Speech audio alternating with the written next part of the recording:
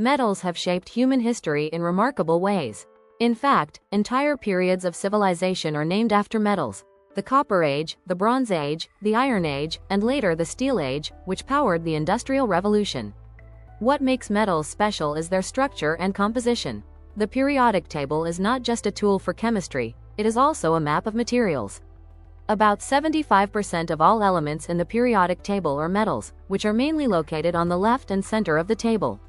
Metals can also be combined with one another or with certain nonmetals to form alloys, creating materials with enhanced or tailored properties.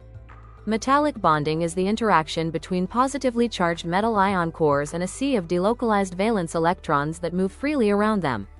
This electron mobility explains the excellent electrical and thermal conductivity of metals. At the same time, the strong attraction between ions and electrons gives rise to high melting points, since a great amount of energy is needed to break the metallic bond. Most metals and alloys crystallize in one of three common structures: body-centered cubic, BCC, face-centered cubic, FCC, or hexagonal close-packed, HCP. In metallic crystals, atoms pack densely.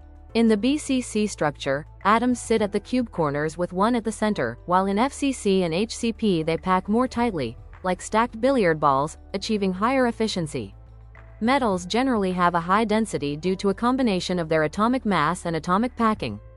Defects are small irregularities in the crystal structure, such as dislocations or grain boundaries, and they play a key role in the behavior of metals.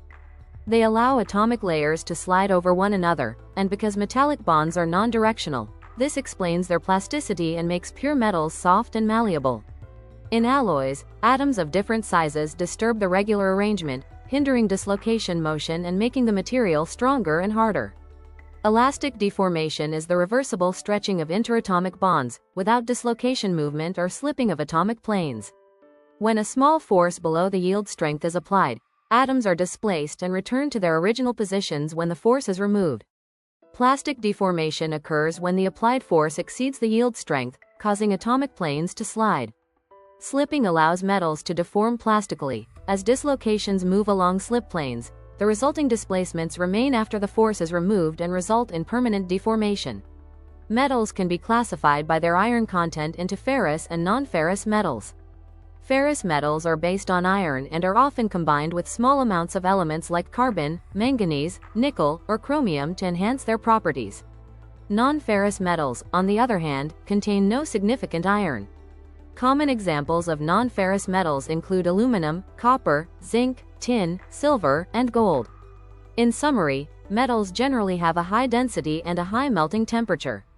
They are excellent conductors of electricity and heat. Metals also show high strength, while being ductile and malleable, which means they can be shaped into different forms.